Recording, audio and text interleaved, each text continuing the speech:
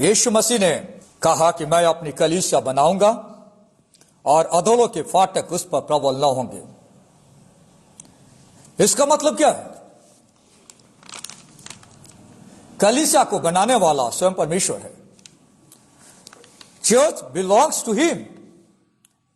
कलीसिया किसी व्यक्ति की नहीं है, समझना बहुत जरूरी है। आजकल कई सारे लोग, कई सारे बड़े बड़े लोग सोचते हैं कि कलीसिया उनकी है। Church belongs to God. यह ना मेरा है ना आपका है, और न किसी व्यक्ति का है, न किसी एसोसिएशन का है, न किसी ऑर्गेनाइजेशन का है। Church belongs to God. Church परमेश्वर का है। क्योंकि कलीसिया परमेश्वर की है, इसलिए कलीसिया को बनाने का जो प्लान है वो भी परमेश्वर का है। इसलिए हमें परमेश्वर के प्लान को, परमेश्वर की योजना को समझना है, जिससे कि हम उस तरीके से परमेश्वर की कलीसिया में इन्वॉल्व हो सके। This is God church, God's plan. इसलिए मुझे जरूरी है परमेश्वर की योजना को समझना कि परमेश्वर ने कलीसिया बनाने के लिए क्या योजना बनाई है। What is God's plan to build a church in the whole world. परमेश्वर अपनी कलीसिया को बना रहा है। हमें जानने की आवश्यकता है कि वो कैसे बना रहा है, जिससे कि हम उसमें इन्वॉल्व हो सके। इस दुनिया में कई सारे लोग सांसारिक शिक्षाओं के आधार पे कलीसिया को बनाने की कोशिश करते हैं, कलीसिया को चलाने की कोशिश करते हैं, बट दैट डजंट वर्क। दुनिया की शिक्षाओं के जरिए अगर हम चर्च को चलाएंगे, so that church will not last longer. ज्यादा दिन तक वो कलीसिया स्थिर नहीं हो पाएगी। पर अगर हमारी कलीसिया यीशु मसीह की शिक्षाओं पर आधारित है, तो वो कलीसिया स्थिर रहेगी और वो परमेश्वर के लिए काम करेगी। अगर हम सांसारिक सिद्धांत पर कलीसिया बनाएंगे, तो यह सांसारिक कलीसिया होगी, स्थिरता नहीं आएगी। हमें मसीह के सिद्धांतों पर कलीसिया बनानी है। अपनी कलीसिया बनाने के लिए परमेश्वर की क्या योजना है? आज का टेक्स्ट, आज का पाठ हमें बताएगा। इफिसियों की पत्री, उसका 4वां अध्याय 7 पद से लेकर 16 पद तक। यह पत्री इफिसियों की कलीसिया को लिखी गई थी, और वहां पे परमेश्वर का दास पौलुस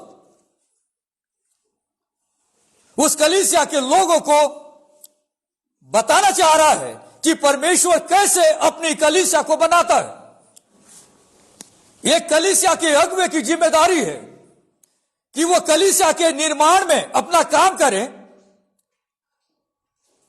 पर उसके साथ साथ उसे यह भी जानना है कि कलीसिया के लोगों को गलत शिक्षाओं से बचा के रखें।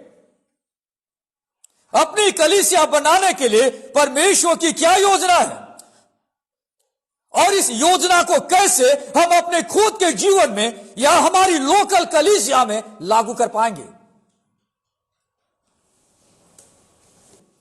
यह एक बड़ा पैसेज है जो आज हम एक दिन में नहीं समझ पाएंगे।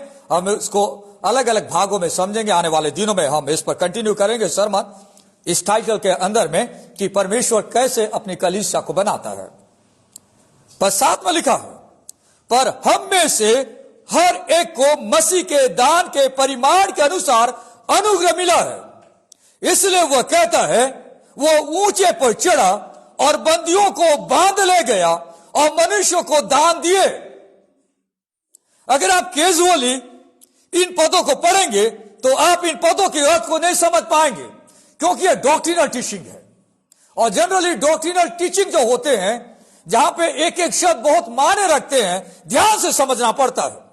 पर आज का जो टाइटल है, जो विषय है, जो आज मैं आपको शेयर करने जा रहा हूं, वो ये है कि परमेश्वर अपनी कलीसिया को कैसे बनाता है।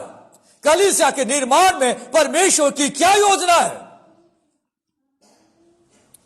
नंबर 1,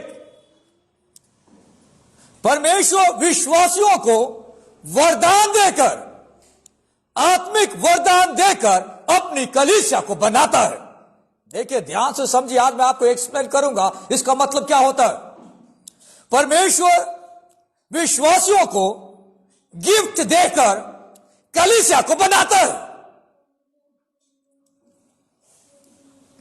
परमेश्वर अपनी कलीसिया को बनाने के लिए विश्वासियों को गिफ्ट देता है कि वे उस गिफ्ट का उपयोग कलीसिया को बनाने के लिए करें।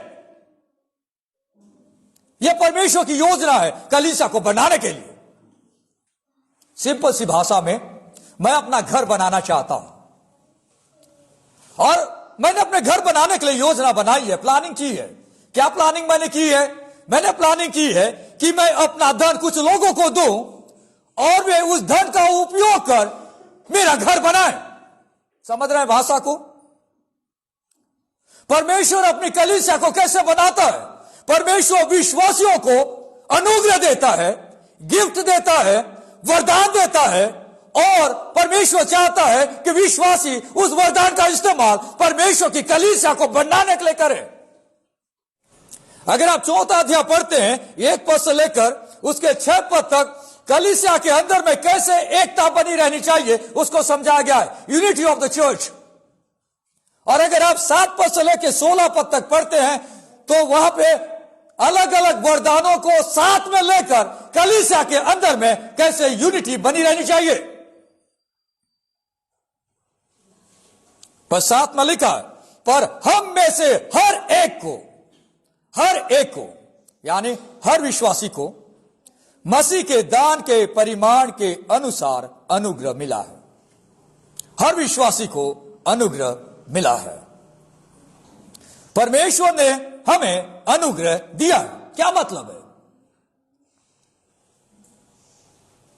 परमेश्वर ने हमें अनुग्रह दिया है। अनुग्रह का अर्थ उस कार्य को करने की क्षमता है जिसे करने के लिए परमेश्वर ने हमें बुलाया है, उसे कहते हैं अनुग्रह। अनुग्रह शब्द को कैसे परिभाषित किया जाएगा? उस कार्य को करने की क्षमता जिसे करने के लिए परमेश्वर ने हमें बुलाया है। परमेश्वर ने मुझे अनुग्रह दिया है कि मैं इस काम को कर सकूं। मतलब क्या है? परमेश्वर ने उस कार्य को करने के लिए मुझे क्षमता दी, एबिलिटी दिया है। This is the ability to perform the task God has called us to. और यहां पे जो अनुग्रह है उसे हम गिफ्ट के रूप में देखते हैं। अनुग्रह को गिफ्ट यानी वरदान। हम कई बार ये शब्द सुनते हैं, दान, वरदान। क्रिश्चियनिटी में आजकल ये बहुत ही ज्यादा फैला हुआ है। मेनली कुछ खास डिनोमिनेशंस में आत्मिक वरदानों को लेकर एक बड़ा माहौल क्रिएट हुआ है। यहां पर लिखता है कि हम में से हर एक को परमेश्वर ने अनुग्रह दिया है, यानी गिफ्ट दिया है, स्पिरिचुअल गिफ्ट दिया है। परमेश्वर ने हम में से हर एक को उपहार दिया है, गिफ्ट दिया है। हर विश्वासी को परमेश्वर ने गिफ्ट दिया है। गिफ्ट और टैलेंट में फर्क है। गिफ्ट और टैलेंट, कई बार हम बोलते हैं कि वो बहुत ही टैलेंटेड इंसान है और हम कई बार लोगों से कहते हैं कि वो गिफ्टेड इंसान है। दोनों में फर्क है। दोनों में फर्क क्या है? मेरे 3 फर्क मैं आपको समझाऊंगा। जब हम नेचुरल टैलेंट बोलते हैं, यानी जब हम टैलेंट की बात करते हैं, यह परमेश्वर के द्वारा दिया जाता है, but it comes through parents. यानी जब एक बच्चा शारीरिक रूप से जन्म लेता है तो पेरेंट्स के जरिए नेचुरल टैलेंट उसके पास आता है। कई बार आप देखते हैं कि बाप जो था क्रिकेटर था, तो पता चला कि उसका बेटा भी क्रिकेटर बन गया या क्रिकेट की फील्ड में आने लगा। इसे कहते हैं नेचुरल टैलेंट। नेचुरल टैलेंट परमेश्वर की ओर से है, पर it is through parents. Through parents, माता पिता के जरिए आता है। स्कूलों में आप देखेंगे कई सारे टैलेंटेड लोगों को। पर गिफ्ट क्या है? गिफ्ट भी परमेश्वर की ओर से आता है, बट इंडिपेंडेंट ऑफ पेरेंट्स।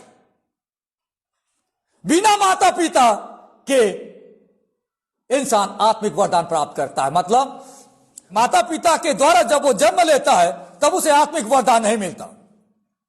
जब वो आत्मिक रूप से जन्म लेता है तब उसे आत्मिक वरदान मिलता है। ये फर्क नंबर 1। नंबर 2, नेचुरल टैलेंट जब इंसान का जन्म होता है तब उसे मिलता है, और आत्मिक वरदान जब उसका कन्वर्जन होता है, जब वो यीशु को अपने जीवन का उद्धार करता, ग्रहण करता है, तब उसे आत्मिक वरदान मिलता है। नेचुरल टैलेंट से प्रतिभा से जनरली दुनिया के लोगों को बेनिफिट मिलता है। जैसे फिल्म एक्टर्स होते हैं, they are the talented people but they are not gifted people. दोनों में फर्क को आप समझिए। पर जो स्पिरिचुअली गिफ्टेड रहता है, आत्मिक वरदान प्राप्त व्यक्ति होता है, पर्टिकुलरली उससे कलीसिया को बेनिफिट मिलता है। परमेश्वर ने विश्वासियों को आत्मिक वरदान दिया है कि विश्वासी उस वरदान के द्वारा परमेश्वर की सेवा करें और कलीसिया का निर्माण में काम करें। बाइबल में कई सारे आत्मिक वरदान का जिक्र किया गया है। बहुत सारे आत्मिक वरदान का जिक्र बाइबल में किया गया है जो विश्वासियों को दिया गया है। अगर आप एक बोर्न अगेन व्यक्ति हैं, अगर आप एक उद्धार पाए हुए व्यक्ति हैं, तो कम से कम एक आत्मिक वरदान आपके पास होगा बाइबल के अनुसार। एक से ज्यादा भी हो सकता है कई लोगों को, पर कम से कम एक वरदान, एक गिफ्ट आपके पास परमेश्वर उपहार के रूप में आपको दिया है। 5 लिस्ट हमें बाइबल में देखने को मिलता है। 5 list of spiritual gifts in the Bible. 5 जगहों में हमें आत्मिक वरदानों की सूची हमें देखने को मिलती है। अगर आप पढ़ेंगे पहला कुरिन्थियों की पत्री, उसका 12वां अध्याय 8 से लेकर 10 पद तक, पहला कुरिन्थियों 12वां अध्याय 28 पद से 30 पद तक, रोमियों की पत्री 12वां अध्याय 6 पद से 8 पद तक, पहला पत्रस 4 अध्याय 10 से 11 पद तक, और इफिसियों की पत्री 4 अध्याय, आज का टेक्स्ट जहां पे हम पढ़ते हैं, आत्मिक वरदानों की सूची आपको देखने को मिलती है। कई सारे गिफ्ट की चर्चा यहां पे की गई है जो विश्वासियों को दी गई है। विश्वासियों को दी गई है। जिसने यीशु पर विश्वास किया है उनको परमेश्वर ने गिफ्ट दिया है, गिफ्ट किया है। बाइबल में कई सारे गिफ्ट का जिक्र यहां पे किया गया है। आप घर में उनको पढ़ेंगे। गिफ्ट है टीचिंग का गिफ्ट, एडमिनिस्ट्रेशन का गिफ्ट, दया दिखाने का गिफ्ट, एग्जॉर्टेशन का गिफ्ट, मदद करने का गिफ्ट, अन्य भाषा का गिफ्ट, विश्वास का गिफ्ट, मिरेकल करने का गिफ्ट, देने का गिफ्ट। कई सारे गिफ्ट का जिक्र आपको बाइबल में मिलता है जो विश्वासियों को दिया गया है।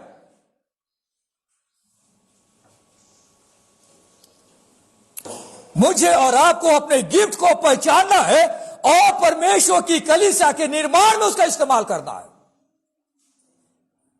अगर आप एक उद्धार पाए हुए व्यक्ति हैं, विश्वासी हैं, तो आपको पहचाना परमेश्वर ने आपको कौन सा गिफ्ट दिया है। आपको कौन सा गिफ्ट परमेश्वर ने दिया है। ये जो नाम मैं यहां पे बता रहा हूं बाइबल में, जो गिफ्ट और जो वरदान और जो उपहार और जो अनुग्रह की चर्चा की गई है, अलग अलग गिफ्ट, उसमें से कौन सा गिफ्ट परमेश्वर ने आपको दिया है और आप उस गिफ्ट का इस्तेमाल परमेश्वर की कलीसिया में कैसे करेंगे। How would you use them to build the body of Christ. जब एक विश्वासी परमेश्वर के द्वारा दिए गए गिफ्ट को कलीसिया में उपयोग करता है तो कलीसिया बनती है, कलीसिया बढ़ती है, कलीसिया उन्नति करती जाती है। आज कई कलीसियाएं क्यों उन्नति नहीं कर पा रही है?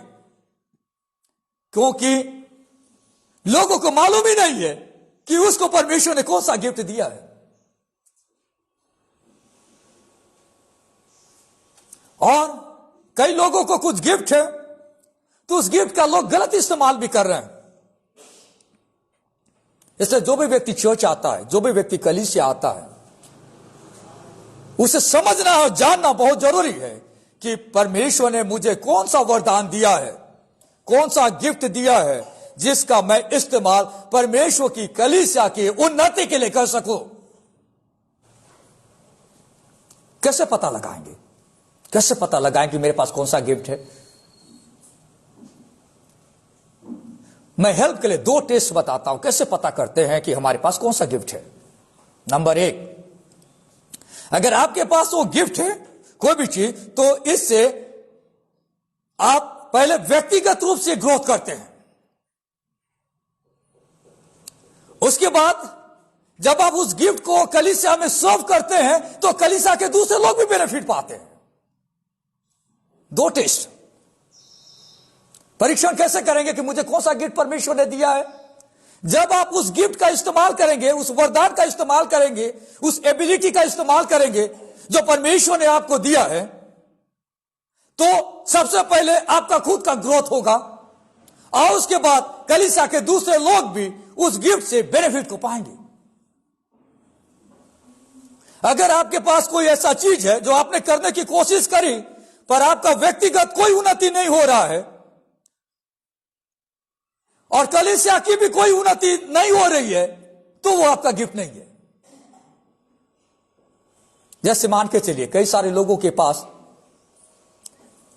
टीचिंग का गिफ्ट नहीं है, पर ये बताना चाहते हैं कि मैं अच्छा सिखा सकता हूं, पर उसके लाइफ में कोई चेंजेस नहीं है और उसके सिखाए जाने के द्वारा कलीसिया को बेनिफिट भी नहीं है। इसका मतलब he doesn't have the gift of teaching. ये जो लिस्ट, इस लिस्ट में कम से कम कोई एक तो गिफ्ट आपका होगा। वो आपको पता लगाना है और जानना है कि प्रभु तूने मुझे कौन सा गिफ्ट दिया है और मैं उस गिफ्ट का इस्तेमाल तेरी सेवा के लिए, तेरी कलीसिया की उन्नति के लिए करना चाहता हूं। Everyone has a role to use God given ability to build the body of Christ. यीशु की कलीसिया के निर्माण में, उन्नति में हर विश्वासी को अपने गिफ्ट का इस्तेमाल करना है। उसके लिए पहले उसे पता लगाना है। हमारी कलीसिया तभी मजबूत कलीसिया बनेगी जब हर व्यक्ति जानेगा कि उसको परमेश्वर ने कौन सा गिफ्ट दिया है और उस गिफ्ट का इस्तेमाल कलीसिया के बढ़ोतरी में लगाएगा। Then only the body of Christ will be built up। परमेश्वर की कलीसिया मजबूत होगी क्योंकि हर व्यक्ति जानता है कि मुझे क्या करना है, मुझे क्या करना है, मुझे परमेश्वर ने कौन सा वरदान दिया है और मुझे क्या करना है। हर व्यक्ति जब जानने लग जाएगा तो वहां पे काम अच्छे से होगा।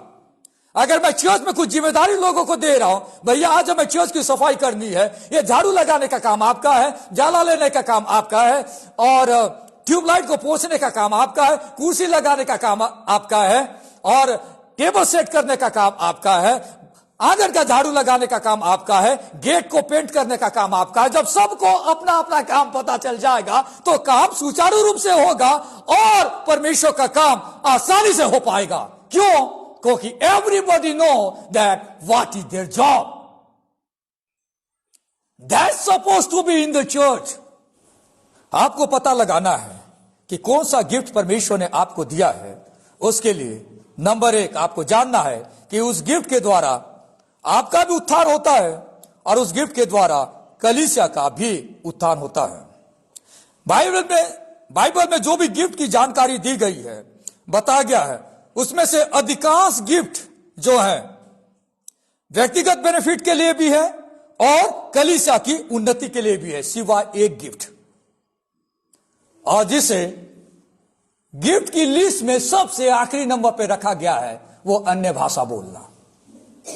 क्योंकि अन्य भाषा बोलने वाला व्यक्ति बाइबल के अनुसार वो खुद का उत्थान करता है, कलीसिया का उत्थान नहीं होता है, इसलिए इसे लीस्ट इंपॉर्टेंट गिफ्ट कहा जाता है। पर आज दुनिया ने और कलीसिया ने इसे फर्स्ट इंपॉर्टेंट गिफ्ट बना दिया है। समझ रहे हैं आप? इसलिए मैं आपको बताना चाह रहा हूं, आपको समझना बहुत जरूरी है। अगर आप बाइबल को पढ़ते हैं, पहला कुरिन्थियों की पत्री, देखिए इस पद को हम जरूर पढ़ेंगे। पहला कुरिन्थियों की पत्री उसका 12वां अध्याय, यहां पे विश्वासियों को क्या वरदान मिले हैं उसकी सूची दी गई है। 12वां अध्याय और शुरुआती पद में, जैसे मैंने आपसे कहा, 8 से 10 पद में भी वरदानों का उल्लेख है और उसके बाद 28 से लेकर 30 तक भी वरदानों का उल्लेख है। अगर आप 28 पद से आगे पढ़ते हैं, लिखता है परमेश्वर ने कलीसिया में अलग अलग व्यक्ति नियुक्त किए। ऑर्डिनल नंबर है, यहां पे देखिए काउंटिंग हो रहा है नंबर बेस पे। सबसे नंबर 1 पे आता है प्रेरित अपोस्तल, नंबर 2 पे भविष्यद्वक्ता और नंबर 3 पे टीचर। और आगे आप देखते जाएंगे, उसके बाद सारे लोग आते हैं, सामत के काम करने वाले, चंगा करने वाले, उपकार करने वाले, प्रबंध करने वाले, नाना प्रकार की भाषा बोलने वाले, उनका लिस्ट आता है। सबसे लास्ट में आता है अन्य भाषा बोलने वाले, राइट। यानी सबसे लीस्ट इंपॉर्टेंट जो गिफ्ट है वो है अन्य भाषा बोलने का गिफ्ट, जिसे आज कलीसिया में सबसे नंबर 1 पे रखा गया है मेनी डिनोमिनेशंस में। क्यों? क्योंकि इस गिफ्ट से कलीसिया की उन्नति नहीं होती। और बाइबल में बताया गया अगर कोई व्यक्ति क्लेम करता है कि वो अन्य भाषा बोल सकता है, पर उसके साथ अगर कोई अनुवादक नहीं है तो उसका कोई बेनिफिट नहीं है, क्योंकि वो खुद की उन्नति करता है, कलीसिया की कोई उन्नति नहीं होती। आज बहुत सारे लोग क्लेम करते हैं मीटिंग्स में, कन्वेंशन में, यूट्यूब में, फेसबुक में, लाइव मीटिंग्स में आप देखिए चर्च चलते रहता है, मीटिंग चलते रहता है और प्रचारक अचानक अन्य भाषा बोलने लग जाता है। और उसके बाद आप देखेंगे कई कलीसियाओं में लोग 10-10 मिनट, 5-5 मिनट अन्य भाषा बोलते रहते हैं, पर there is no translation of that. That means क्या? वो अनबिब्लिकल है। कहां से आया है हम नहीं जानते, पर बाइबल नहीं बताती। इसलिए 4th सेंचुरी में ये एक बड़ी समस्या थी, आज भी यह बड़ी समस्या है, पर परमेश्वर का वचन बड़ा सटीक है, जो कलीसिया बनते समय में ही इन सारी बातों को सिखा दिया गया था। यह अलग बात है कि इंसान ने अपनी खुद की थियोलॉजी, खुद की डॉक्ट्रिन क्रिएट कर लिया है। कई सारी कलीसियाओं ने, कई सारी डिनोमिनेशंस ने, कई सारे लोगों ने अपनी शिक्षा खुद की बना ली है जो बाइबल आधारित नहीं है। बाइबल में ordinal number 1, 1st, 2nd, 3rd ऐसा कर करके बताया गया है। क्यों बताया गया है? उस कलीसिया के जो लोग थे, कुरिन्थियों की कलीसिया के जो लोग थे, इस गिफ्ट पे ज्यादा ध्यान नहीं दे रहे थे, और जो सबसे आखिरी गिफ्ट है उसके लिए वे बहुत एक्साइटेड थे। और उनको लगता था कि कोई व्यक्ति कलीसिया में अन्य भाषा बोल रहा है, यानी उसके पास बहुत बड़ा गिफ्ट है। पर पौलुस उनको समझा है that is the least important gift for the body of Christ. बताता है नंबर 1 पे अपोस्टल, प्रेरित, भविष्यद्वक्ता और टीचर। कलीसिया के लिए फायदेमंद कौन सा गिफ्ट ज्यादा है? एक टीचर, वचन सिखाने वाला, या चंगाई देने वाला? एक वचन सिखाने वाला या बड़े बड़े मिराकल करने वाला? बाइबल के अनुसार वचन सिखाने वाला वो बड़ा व्यक्ति है। उन लोगों से बड़ा है जो हीलिंग क्रूसेड करता है, जिनके हीलिंग क्रूसेड में हजारों लाखों लोग आते, उनसे बड़ा व्यक्ति है वचन सिखाने वाला। क्योंकि जब लोग वचन सीखेंगे, कलीसिया जब वचन सीखेगी तो कलीसिया मजबूत होगी, बिल्डअप होगी। चंगाई पाके कलीसिया मजबूत होने वाली नहीं है। जब लोग परमेश्वर के वचन को सीखेंगे, सुनेंगे, अपने दिल में बिठाएंगे, ये अप्लाई करेंगे, there the body of Christ will expand and the body of Christ will get strengthen.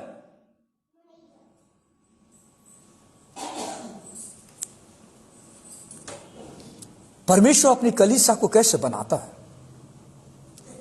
विश्वासियों को आत्मिक वरदान देता है कि विश्वासी उस वरदान का इस्तेमाल परमेश्वर की कलीसिया को बनाने के लिए कर रहे हैं। आज परमेश्वर ने मुझे और आपको परमेश्वर की कलीसिया में रखा है। मैं आपको बताना चाहता हूं, अगर आपने यीशु मसीह को सच्चे दिल से, ध्यान से सुनिए, अगर आपने यीशु मसीह को सच्चे दिल से अपने जीवन का उद्धार करता और प्रभु माना है, तो आपके पास कम से कम एक वरदान परमेश्वर ने दिया है, एटलीस्ट वन। कई लोगों को एक से ज्यादा भी हो सकता है। दूसरा, आपको पता लगाना है कि आपके पास कौन सा वरदान है। तीसरा, आप उस वरदान का इस्तेमाल परमेश्वर की कलीसिया को बनाने के लिए कैसे इस्तेमाल करेंगे। आप उस गिफ्ट का इस्तेमाल परमेश्वर की कलीसिया बनाने के लिए कैसे करेंगे, निर्माण करने के लिए कैसे करेंगे, बॉडी को उन्नति करने के लिए कैसे करेंगे, वो आपको उसके लिए मेहनत करना है। जो गिफ्ट परमेश्वर ने आपको नहीं दिया है, जो वरदान परमेश्वर ने आपको नहीं दिया, उसका लेखा परमेश्वर आपसे नहीं लेगा। जो चीज परमेश्वर ने आपको दिया वो पूछेगा कि मैंने तुझे ये चीज दिया था, तूने इसका कैसे इस्तेमाल किया। अगर परमेश्वर ने मुझे गिफ्ट ऑफ टीचिंग दिया है कि मैं परमेश्वर के वचन को लोगों को सिखाऊं, अगर परमेश्वर ने मुझे एक पास्टर के रूप में नियुक्त किया है, तो परमेश्वर उसका लेखा मुझसे लेगा।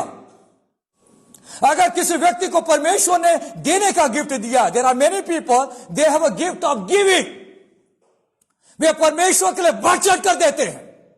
उनको एक गिफ्ट मिला हुआ है कि उनको जब पता चलता है कि यहां पे परमेश्वर का कार्य को करने के लिए पैसे की कमी है और उसके पास पैसा है, तो वो व्यक्ति उदारता से परमेश्वर के लिए हाथों को बढ़ाता है, क्योंकि परमेश्वर ने उसे देने का वरदान दिया है। कई सारे लोगों के पास विश्वास का वरदान है, वे 100% परमेश्वर पर विश्वास करते हैं। उन्हें मालूम है कि this impossibility will go away, क्योंकि उनके पास विश्वास का वरदान है। कई सारे लोगों के पास मदद करने का वरदान है। उन्हें मालूम है कि व्यक्ति नीडी है, ये व्यक्ति जरूरत में है, चलो उसकी मदद किया जाए। ये कहां से आ रहा है? ये आत्मिक वरदान है, आप समझिए, परमेश्वर ने दिया है हर विश्वासी को। किसी व्यक्ति को जो दुखी है, परेशान है, उसको एनकरेज करने का वरदान मिला है। लोग इन वरदानों पे चर्चा नहीं करना चाहते। आज की दुनिया में लोग इंटरेस्टेड है, मेरे को चंगाई का वरदान चाहिए, मुझे अन्य भाषा बोलने का वरदान चाहिए, पर दूसरे वरदानों के बारे में लोगों को कोई चिंता नहीं है और उनको लगता है कि वो वरदान पाके वे बहुत बड़े इंसान बन जाते हैं। पर वरदान क्यों दिया गया है? सेवा करने के लिए, to serve the body of Christ. परमेश्वर की कलीसिया मजबूत हो, परमेश्वर की कलीसिया उन्नति हो, इसलिए परमेश्वर ने आपको एक जिम्मेदारी दी, उस कलीसिया में एक रोल दिया है। जो रोल परमेश्वर ने आपको दिया है, उस रोल को आपको करना है। जो रोल परमेश्वर ने आपको नहीं दिया है, उसके लिए आपको दुखी होने की आवश्यकता नहीं है कि मुझे परमेश्वर ने यह चीज नहीं दिया। कई सारे लोग बोलते हैं, अरे परमेश्वर ने उसको दिया, प्रभु तूने मुझे क्यों नहीं दिया? प्रभु तूने उसको यह वरदान दिया, मुझे क्यों नहीं दिया है? जब वो व्यक्ति वहां जाता है तो वहां बहुत सारे लोग उसके पीछे पीछे जाते हैं, प्रभु तूने तो उसे यह वरदान दे रखा, मुझे नहीं दिया तू। जो चीज परमेश्वर ने आपको नहीं दिया है, वो चीज परमेश्वर आपसे पूछेगा नहीं। जो चीज परमेश्वर ने आपको दिया है, वो पूछेगा, ये चीज मैंने तुझे दिया था, तूने इसका क्या किया? परमेश्वर अपनी कलीसिया को कैसे बनाता है? परमेश्वर विश्वासियों को वरदान देता है कि हर विश्वासी उस वरदान का इस्तेमाल, उस गिफ्ट का इस्तेमाल, उस आत्मिक वरदान का इस्तेमाल परमेश्वर की कलीसिया को बिल्डअप करने के लिए, मजबूत करने के लिए, एक्सपेंड करने के लिए करें।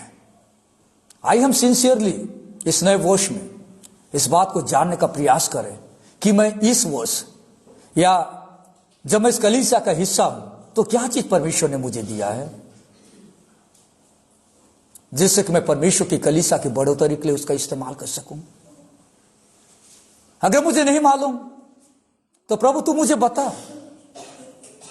कि मैं जानूं, चाहे वो अनपढ़ हो या पढ़ा लिखा हो, गांव का रहने वाला हो या शहर का रहने वाला हो, नौकरी करने वाला हो या कुली भूती करने वाला हो। याद रखिए, कम से कम एक गिफ्ट आपके पास होगा, कम से कम एक गिफ्ट आपके पास होगा, एक, कम से कम एक होगा आपके पास।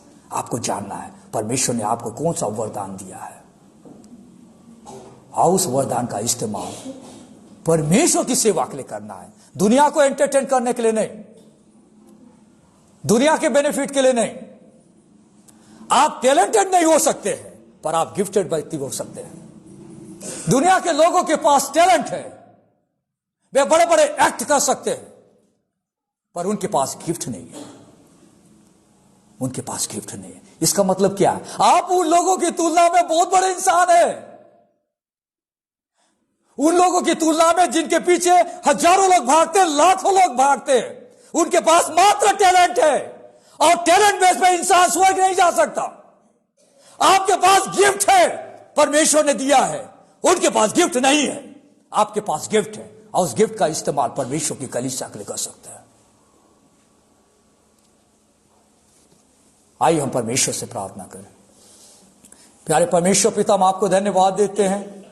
आप हर विश्वासी को आत्मिक वरदान देते हैं, स्पिरिचुअल गिफ्ट देते हैं, और आप चाहते हैं कि हर विश्वासी उस गिफ्ट को पहचाने, और आपकी कलीसिया की उन्नति के लिए